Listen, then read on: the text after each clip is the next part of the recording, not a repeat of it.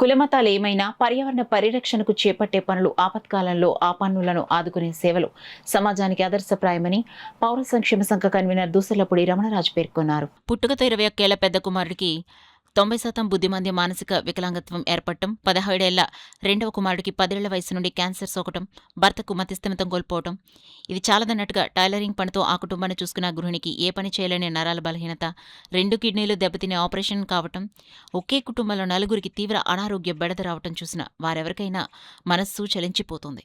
సిటీని ఆనుకుని ఉన్న వాకలపూడి బీచ్ కాలనీ వినాయకుడి గుడి సమీపంలో సిమెంట్ రేకుల షెడ్లో అద్దెకు నివసిస్తున్న మంచులూరి నాగమణి దీన దుస్థితిది. ఫుడ్ డొనేషన్ గ్రూప్ ప్రధాన నిర్వాహకులు గ్రీన్ ఆర్మీ సంజయ్ విషయం తెలుసుకుని 4,000 రూపాయల ఖరీచేసే బియ్యం, కిరాణా, ఇతర వంట వార్పు సరుకులు అందించి ఓదార్పు కలిగించారు.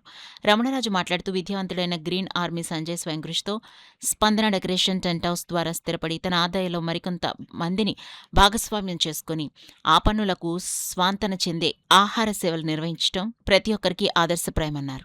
పరిస్థితిని ప్రత్యేకంగా పరిశీలన చేసి వీరికి ప్రభుత్వ చేదోడు వాదోడుగా ఒక గృహాన్ని, అదేవిధంగా అదనపు పింఛన్ సౌకర్యాన్ని కల్పించాలని చెప్పేసి ప్రజలందరూ కూడా కోరుకుంటూ ఉన్నారు.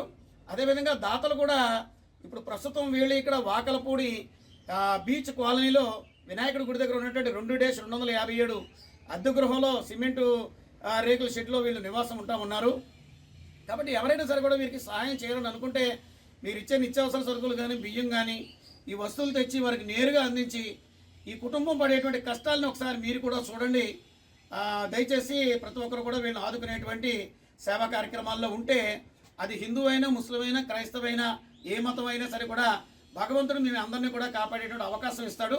కాబట్టి ఈ అవకాశాన్ని వాళ్ళు కల్పించాలని చెప్పేసి మీ అందరినీ కూడా పౌర సంక్షేమ సంఘం కోరుకుంటోంది. ఈ రోజున ప్రత్యేకించి ఈ యొక్క కార్యక్రమాన్ని ఫుడ్ డొనేషన్ గ్రూప్ ఆధ్వర్యంలో గ్రీన్ సంజయ్ ఆర్మీ గారు సంజయ్ గారు వచ్చి వీరికి అందజేశారు.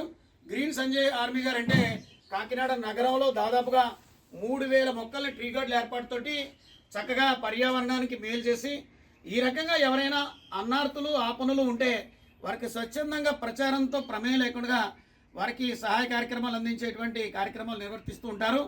నిజంగా మరి యువకులందరూ కూడా ఈ సంజయ్ గారిని ఆదర్శంగా తీసుకుని మరి ఆదర్శప్రాయంగా ఉండేటువంటి వాతావరణంలో ఉంటే సమాజంలో అందరికీ కూడా మన వల్ల మేలు జరుగుతుంది.